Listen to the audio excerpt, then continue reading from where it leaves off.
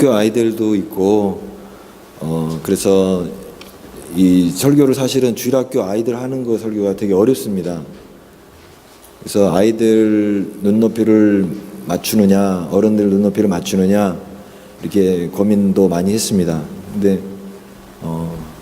너무 아이들 눈높이를 맞추는 것보다는 어른들 대상으로 하고 또 아이들도 거기서 또 이렇게 더 높은 차원으로 이해를 하는 그런 은혜가 있었으면 좋겠습니다.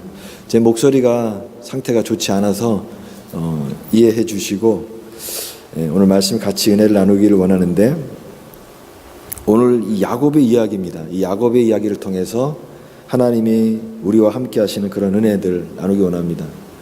여러분, 성경의 많은 인물들 중에 여러분이 좋아하는 어떤 캐릭터가 어떤 사람입니까? 많은 사람들이 아브라함 얘기할 수 있고 바울 얘기할 수 있고 베드로도 얘기할 수 있고 많은 인물들이 있습니다. 근데 특별히 믿음의 조상 아브라함, 이삭, 야곱, 요셉 이렇게 창세기에 나와 있는 큰 인물들이죠. 그 중에 오늘 주인공은 바로 이 야곱입니다. 야곱. 저는 그 야곱이 참 우리에게 위로가 된다고 생각이 됩니다. 왜냐하면은 그 아들 요셉은 너무 모범생이에요. 삶이 모범생이고 신앙도 반듯하고 굉장히 흠잡을 데가 없는 그런 사람입니다. 그러나 이 야곱은 일반적인 모습, 굉장히 인간적인 캐릭터라고 얘기할 수 있습니다. 인간적인 캐릭터. 그래서 우리와 비슷한 모습이 있고 그래서 좀 더 애정이 가고 그렇습니다. 형 에서와 달리 겁도 많고 또 꾀도 많았어요. 참 꾀가 많고, 그리고 조심성이 있는 대신에 자기 자신이 원하는 그런 목적을 반드시 이루고자 하는 그런 어떤 집착을 가졌던 그런 캐릭터가 바로 이 야곱이다라고 얘기할 수 있습니다. 창세기에서 가장 많은 부분을 할애한 인물이 바로 또 야곱입니다. 25장부터 50장까지 창세기의 반이 이 야곱과 연결이 된 그런 부분이에요. 그런데 그렇게 많은 내용에도 불구하고 우리가 이렇게 가만히 살펴볼 때 특별히 야곱에게서 이렇게 본받을 만한 신앙적인 어떤 모습들은 그렇게 크게 없다라는 생각이 듭니다. 그렇게 그의 신앙적인 모범으로 삼을 만한 그런 남다른 그런 어떤 신앙적인 모습이 야곱에게는 별로 없었다.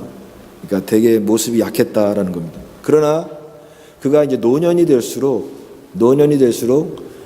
그의 신앙이 이렇게 인격적으로 완숙해지고 성숙해지고, 그래서 오히려 더 연륜과 인격이 더 멋있어지는 사람이 또 야곱이라고 생각이 됩니다.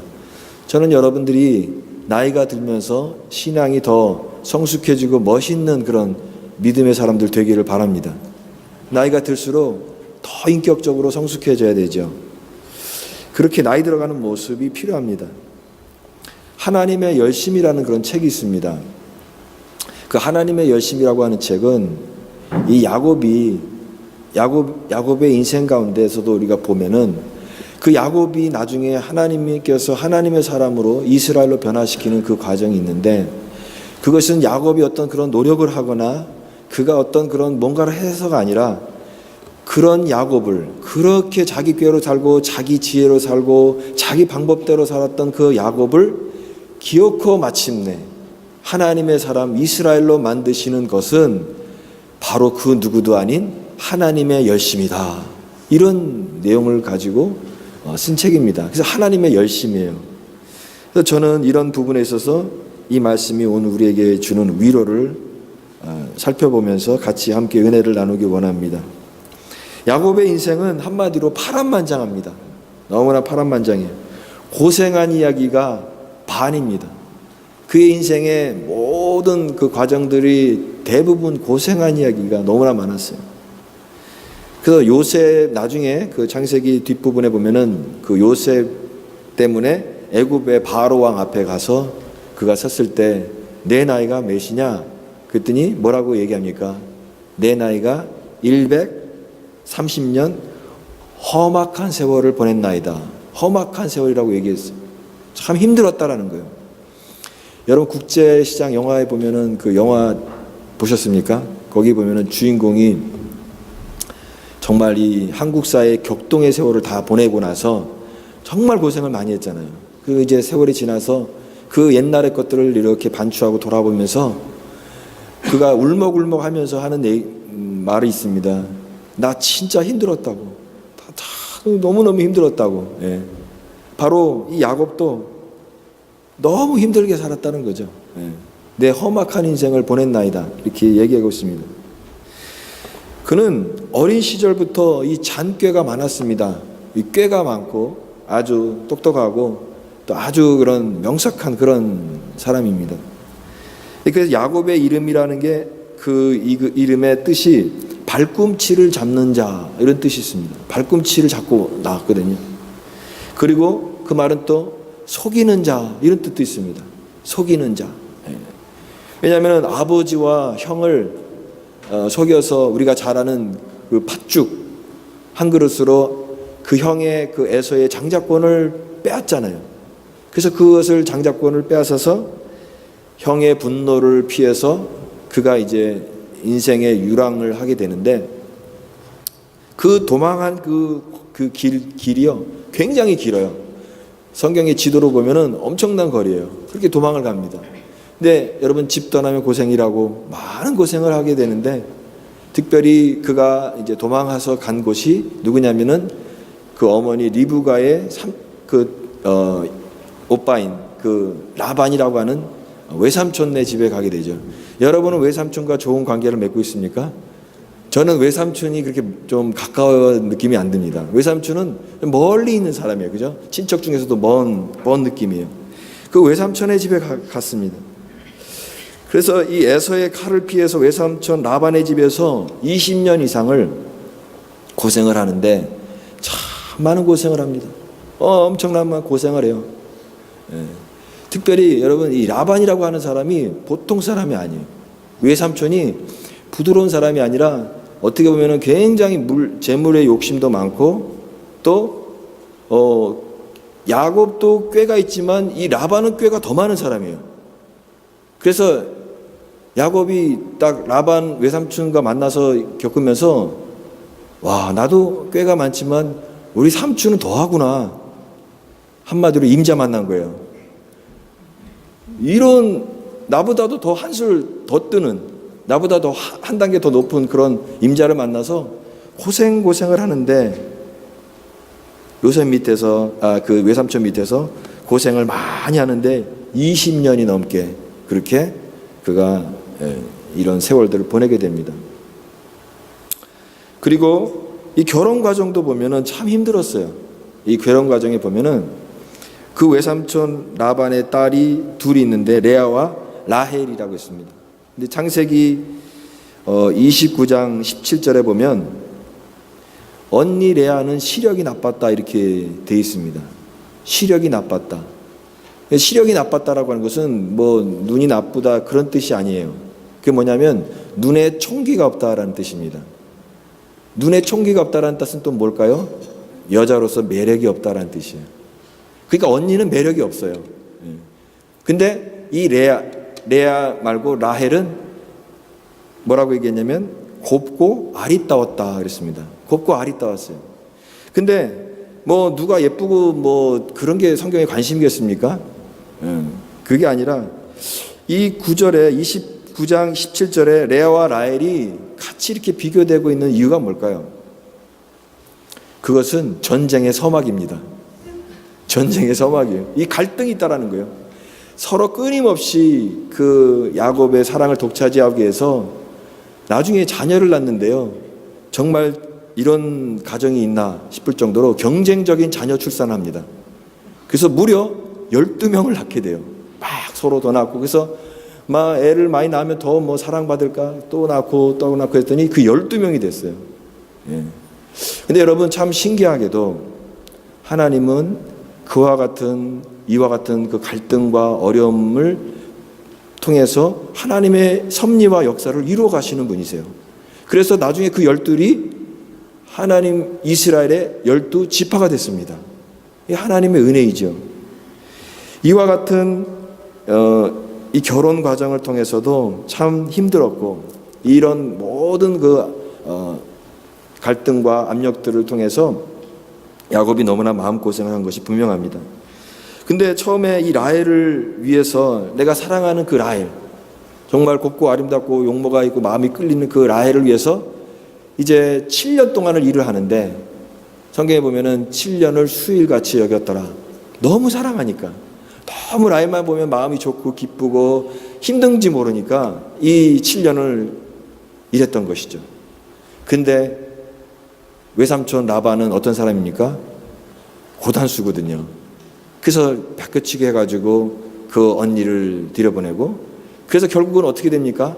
7년을 더 일하게 됩니다. 그래서 나중에 7년 더 하게 돼서 도합 20년 넘게 이 라반의 밑에서 너무나 많은 고생을 하면서 그가 많은 어려움들을 겪게 되는 그런 내용이 이 창세기에 나와 있습니다. 그런데 그런 와중에서도 이 야곱이 열심히 일을 합니다. 열심히 일을 하고 악착같이 일을 해서 재산을 모아서 기반을 조금씩 잡아나가는 그런 어떤 집념의 사나이가 바로 또 이 야곱입니다. 그래서 재산을 이렇게 형성시켜 나가요. 조금씩 재산을 불어져 나가니까 이제 창세기 31장을 한번 보시기 바랍니다. 창세기 31장 1절 2절을 한번 같이 한번 읽어보겠습니다. 창세기 31장 1절 2절 시작. 야곱이 라반의 아들들이 하는 말을 들은즉 야곱이 우리 아버지의 소유를 다 빼앗고 우리 아버지의 소유로 말미암아 이 모든 재물을 모았다 하는지라. 야곱이 라반의 안색을 본즉 자기에게 대하여 전과 같지 아니하더라. 이제 재산이 불어나니까 전에 있던 그 삼촌의 눈빛이 아니에요. 여러분, 안색이 변하는 것을 경험해 보셨습니까? 사람의 눈빛이, 사람 영물이기 때문에 눈빛으로도 많은 것을 알 수 있죠. 전과 같지 않은 거예요. 부드러운 눈빛이 아니라 이렇게 뭔가 이렇게 못마땅한 듯한 이 라반의 이 눈빛을 보면서, 야, 이제는 떠날 때가 됐구나. 사람이 눈칫밥이라는 게 있잖아요. 눈칫밥을 먹어본 사람은 그 눈치가 하는 게 얼마나 힘든지 알죠. 그러니까 이제는 더 이상 거기서 있을 수 없는 것이죠. 그래서 떠나게 되는 것입니다. 때로는 여러분, 인생의 고통이 우리로 하여금 새로운 변화를 일으키는 어떤 촉진제가 될 수 있습니다. 애굽에 있는 이 이스라엘 백성들이 바로의 학대가 없었다고 한다면 그냥 노예살이로 만족하고 계속 살았겠죠. 그러나 바로가 너무나 못살게 굴고 너무나 힘들게 하니까 하나님 앞에 막 절규하고 울부짖고, 그래서 드디어 우리가 살만한 곳으로 가자라고 하는 그 출애굽의 원동력은 바로 어떻게 보면 바로의 학대 때문이었다라고 해석할 수가 있습니다. 마찬가지로 이와 같은 이런 좋은 관계가 있었다면 아마 여기서 머물러 있었겠죠. 그러나 하나님은 때로는 인생의 고통을 통해서 그가 새로운 변화를 향해서 움직일 수 있도록, 그렇게 새로운 환경을 향해서 나아갈 수 있도록 그렇게 하시는 하나님이 그런 변화의 계기를 그에게 허락하신 것입니다. 그런데 이 말씀에 보면은 나중에 이제 그 재산들을 데리고 또 자기 부인들과 자녀들을 데리고 많은 재물을 가지고 식솔들이 있고 하인들이 있었을 테죠. 그 가는 도중에 또 이 라반이 쫓아와 가지고 막 또 뭐 시비를 걸고 그럽니다.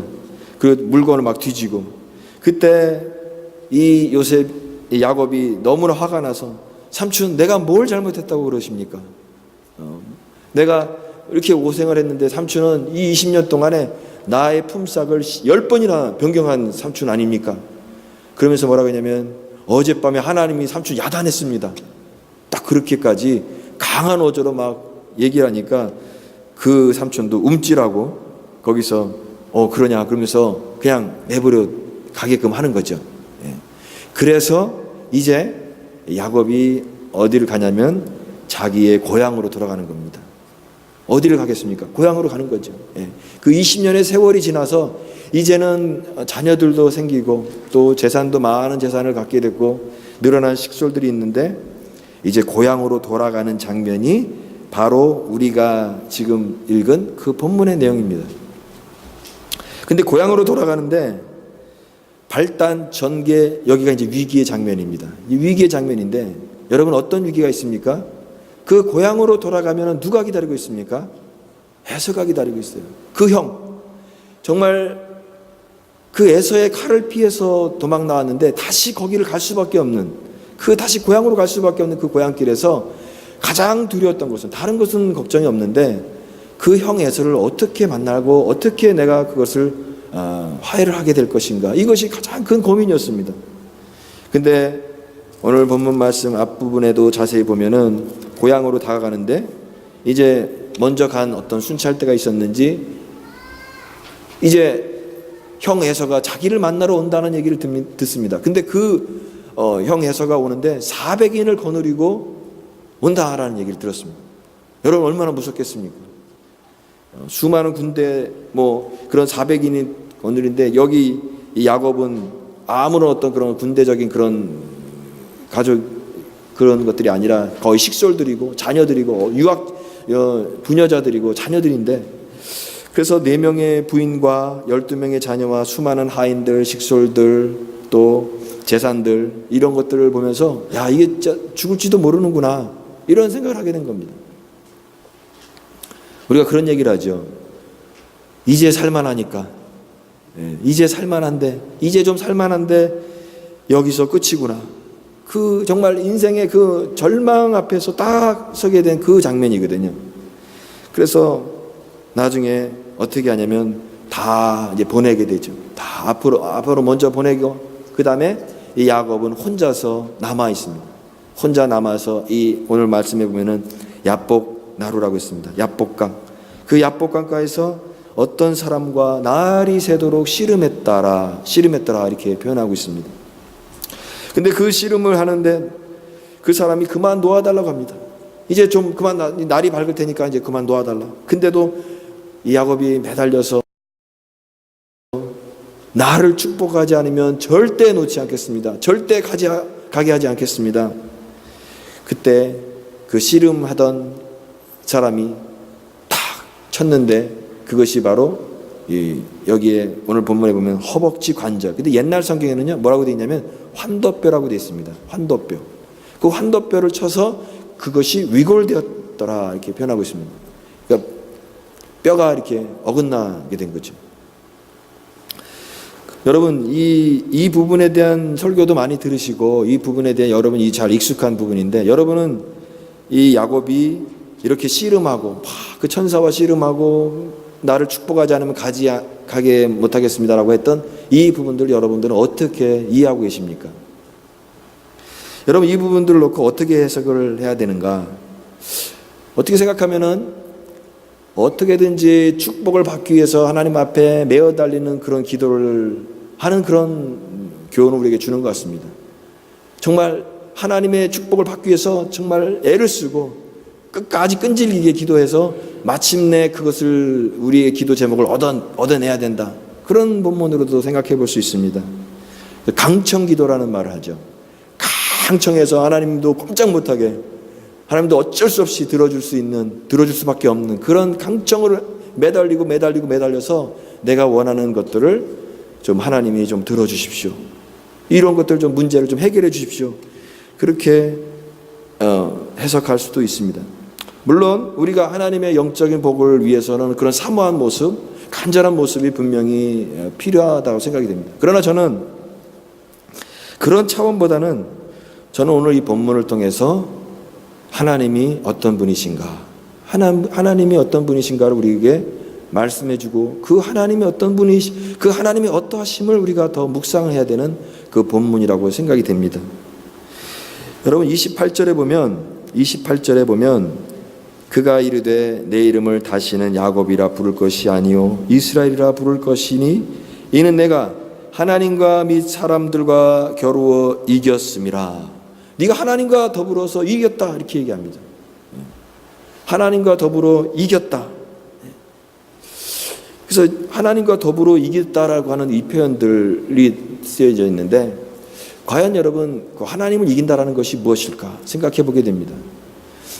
아빠들이 아이들을 이렇게 키울 때 남자애들은 이렇게 장난스럽고 개구장이잖아요. 그래서 주로 이렇게 거실 같은 데서 조그만 아이들과도 이렇게 씨름도 하고 레슬링도 하고 이렇게 놀게 됩니다. 근데 여러분, 어떤 아빠가 3살짜리 아들과 이렇게 씨름을 하다가 그 아이들을 이겨먹으려고 깔아뭉개는 그런 아빠가 있습니까? 그 아빠는 친아빠가 분명히 아니겠죠.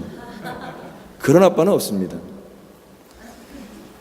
여러분, 그가 이긴 것처럼 보이는 씨름이지만 엄밀히 말해서 하나님을 이긴 것이 아닙니다. 여러분, 인간은 하나님을 절대 이길 수가 없습니다. 그러면 무엇일까요? 이것은 이 경험을 통해서 야곱이 그 하나님을 경험하고 그 기쁨과 은혜를 주시기 위한 하나님의 저주심이다라는 것입니다. 저는 그래서 이 야곱의 이 경험을 통해서 그 야곱이 인생의 모든 문제를 하나님 앞에 가지고 나가서 간구하고 고백하고 그 마음의 깊은 심령을 토해내기를 원하시는 그 하나님의 마음이 여기 담겨 있다라고 생각이 됩니다.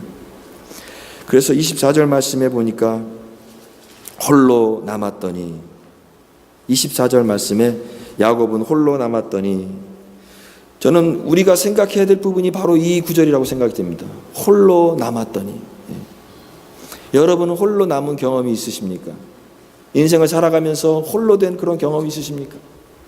정말 내 주변에 아무도 없고 아무도 나에게 없는 그런, 나 혼자만에 있는 그런 모습으로 인생의 어려운 문제들을 직면하고 있었던 그 혼자 되는 밤이 여러분에게 있느냐라는 것입니다. 아, 결국 혼자구나. 우리가 가족도 있고 사람들도 있고 교회 성도들도 있지만 결국 인생의 중요한 순간은 나 혼자이구나. 그리고 우리는 하나님 앞에 단독자로 서게 될 수밖에 없는 것이죠.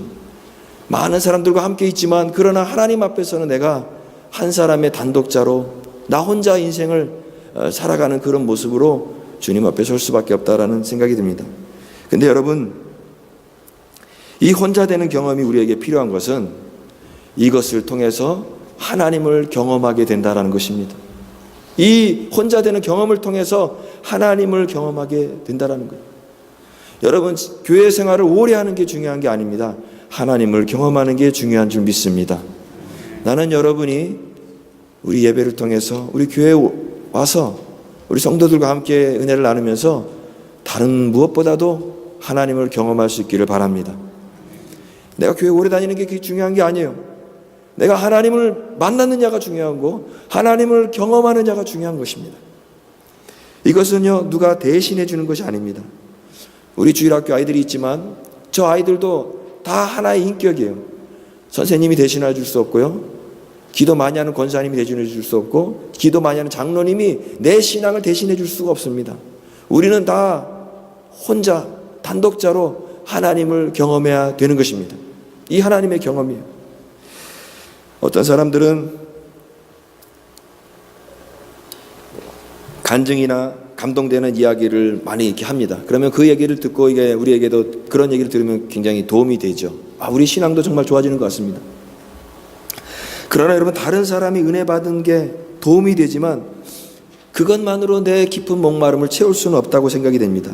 왜냐하면 하나님과의 만남과 경험은 내가 받아야 되고 내가 경험해야 되고 내가 그것을 하고 싶은 것입니다. 그래서 정말 하나님을 경험하고 내가 그 목마름 해결할 때 우리에게 나오는 그 고백이, 하나님 정말 당신이십니까? 오랜 세월 찾아 난 알았네, 내겐 주밖에 없네. 그 하나님을 경험하게 되는 그 고백으로 하나님께서 우리를 인도하신다라는 거예요. 야곱은 그러지 못했습니다. 그동안까지는 하나님을 믿었지만 그냥 자기의 얄팍한 수단을 통해서 하나님도 수단으로 사용하고 하나님의 축복으로 나의 인생의 소소한 문제들만 해결하고 했지, 그 하나님과 인격적으로 만나지 못했던 야곱이었어요. 그런 그 야곱을 마침내 항복시키시고 변화를 시키시고 그 하나님의 사람으로 만드시는 그 자리가 바로 오늘 이 야복강의 그 자리라는 거예요. 여러분, 그래서 본문의 핵심이 바로 이것이 있습니다. 이름입니다. 이름. 하나님이 물으십니다. 내 이름이 무엇이냐? 내 이름이 무엇이냐? 야곱의 이름이 뭐죠? 속이는 자입니다. 하나님, 나는 속이는 자입니다. 나는 속이는 세월로 그렇게 살았습니다. 나는 그렇게 하나님의 은혜도 가볍게 여기고 그렇게 살았던 사람입니다. 이름은 그 사람의 어떤 성품이 담겨져 있고 이름에는 그 사람의 살아온 삶이 담겨져 있는 것이 이름입니다. 그래서 나는 야곱입니다. 하나님, 발꿈치를 잡고 속이고 내 원하는 것을 이루기 위해서 인간적인 방법을 쓸었던 그런 나는 야곱입니다. 그랬더니 하나님께서 너는 다시는 야곱이라고 부르지 마라. 너는 이제부터 이스라엘이라고 부르라. 나는 이 은혜가 여러분에게 있기를 주님으로 축원합니다. 여러분, 하나님의 경험은 한 번적인 어떤 단회적인 어떤 그런 기적과 은혜를 통해서 오는 것이 아니라 내 인생 전체의 과정을 통해서 마침내 하나님 앞에 굴복하고 그 하나님 앞에 항복하는 그런 마지막 순간을 통해서 우리에게 찾아온다는 사실입니다. 그래서 이스라엘 민족은 이 야곱의 이야기를 통해서 자기 자신의 민족의 아이덴티티, 이 정체성을 여기서 찾았어요. 이스라엘에게 함께 하신 하나님이 그냥 출애굽할 때 만나도 주시고 메추라기도 주시고 홍해 바다 걸으시는 그 하나님, 한 번으로 찾아오신 하나님이 아니라 우리의 인생이 연약하지만 그럼에도 불구하고 끝까지 나의 인생을 끝까지 보호하시고 섭리하시고 간섭하시는 그 하나님이라고 하는 그 믿음의 고백을, 정체성을 고백하면서 자신들의 하나님을 야곱의 하나님이라고 부르게 된 것입니다. 그 야곱의 하나님이라고 하신 거예요. 저는 오늘 말씀을 정리하면서 이제 이 결말의 부분에서 얼마나 은혜스럽게 이 말씀이 끝나고 있는가를 여러분들과 나누기 원합니다. 오늘 31절 말씀을 같이 한번 읽어보겠습니다. 31절 말씀 시작. 그러므로 야곱이 그곳 이름을 분엘이라. 30절 말씀 시작. 그러므로 야곱이 그곳 이름을 분엘이라 하였으니 그가 이르기를 내가 하나님과 대면하여 보았으나 내 생명이 보존되었다 함이더라. 31절도 같이 그가 분엘을 지날 때에 해가 돋았고 그의 허벅다리로 말미암아 절었더라. 모든 어두운 밤이 다 지나고 그 정말 절망하던 밤이 다 지나고 이제 아침이 찾아왔을 때 그것을 분이엘의 아침이다. 이 분이엘이라는 뜻은 하나님의 얼굴이다. 내가 하나님의 얼굴을 보았다. 그 하나님을 경험한, 그런 은혜를 경험한 그가 이제 모든 어둠이 다 물러간 그 은혜의 아침을 경험하게 된 것입니다. 여러분, 인생의 어두운 밤은 반드시 지나가고 반드시 새로운 아침, 또 다른 태양이 우리의 삶에 비치게 될 줄 믿습니다. 지금 인생의 어려운 시기를 겪고 있는 분들도 있을 것입니다. 그러나 하나님께서 이 어두운 인생들을 그냥 계속 두리지 않으세요. 우리에게 새날을 주시고 내일이면 또 다른 태양이 떠오를 거야. 내일의 태양이 떠오를 거라고 하는 것 말처럼 또 다른 하나님의 은혜가 주신다는 것입니다. 해가 돋았고 허벅다리로 말미암아 절었더라. 그래서 이 야곱이 다리를 접니다. 근데 여러분, 다리는 절지만 그의 마음은 굉장히 기뻤으리라고 생각이 됩니다. 왜냐하면 그가 하나님을 만났기 때문에, 하나님을 경험했기 때문에 이제 그 다리는 비록 절지만 그 마음의 감사와 기쁨과 감격이 그의 삶 속에 이렇게 흘러넘치게 된 것이죠. 말할 수 없는 은혜가 있었습니다. 저는 여러분에게 두 가지 이 말씀을 통해서 도전하고 싶습니다. 여러분은 지금 야곱으로 살고 있습니까? 아니면 이스라엘로 살고 있습니까? 여러분은 하나님을 경험했습니까? 정말 하나님을 만났습니까? 그리고 인생의 이 야복강과 같은 그런 절망적인 순간을 통해서 여러분은 정말 하나님 앞에 간절히 매어달리는 그런 하나님과의 만남의 체험이 있으십니까? 오늘 말씀을 통하여 우리에게 주시는 것은 우리도 고민하는 밤 야복강의 시름이 누구에게나 있을 수 있다. 우리도 울 수가 있고 고통이 있고 눈물이 있고 많은 인생의 위기와 결단의 고난의 시간이 있지만, 그러나 성도는 분명히 기억할 것은 그것을 통하여서 내가 하나님과의 관계 안으로 들어간다고 한다면, 하나님과의 더 깊은 관계를 통해서 그것을 가져간다면 우리 영혼은 비록 다리를 저지만 찬양할 수 있고 우리는 감사할 수 있고 우리 영혼은 하나님 앞에서 가장 기뻐할 수 있는 영혼이 되는 줄 믿습니다. 우리를 그런 자리까지 세우시는 것은 내 열심도 아니고 내 노력도 아니고 그런 자기께로 살아가는 이 야곱을 막 끝까지 포기하지 않으시고 마침내 그 자리에 결단의 자리로 세우시는 그것이 하나님의 열심인 줄 믿습니다. 그 하나님의 열심이 저희와 여러분의 삶을 그렇게 아름답게 변화시키는 그런 은혜가 우리 모두에게 있기를 주님의 이름으로 축원합니다.